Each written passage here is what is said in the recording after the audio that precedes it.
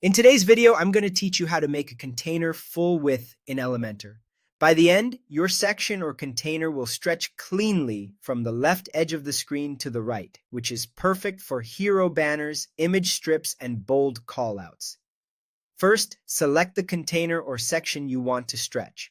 Click directly on it in the canvas so you see its blue outline and the settings panel on the left. If the element is nested or tricky to click, you can also use the navigator to pick the exact container you want. The key is to make sure you're editing the correct element before changing any layout settings. Next, head to the Layout tab in the left panel. Look for Content Width. Change the setting to full width. This tells Elementor to allow the container's content to span the entire available horizontal space, instead of keeping it boxed in the center. Full width doesn't automatically remove padding or margins you may have added, so your content still looks balanced while the background or container extends edge to edge.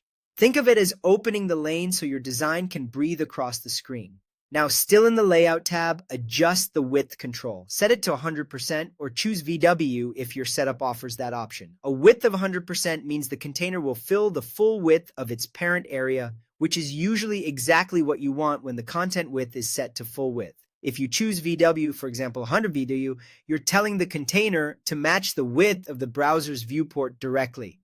That can be useful for perfectly spanning backgrounds, but keep an eye out for horizontal scrolling if your page or browser adds extra spacing.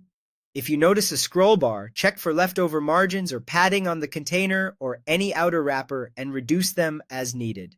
A couple of quick tips as you fine-tune.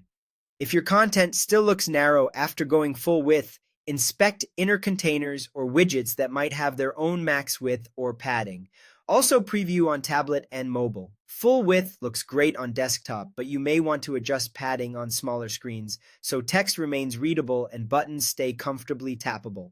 That's it. Select the container, switch content width to full width, and set width to 100% or VW for a true edge-to-edge layout. Save your changes and preview the page to enjoy your new full width design.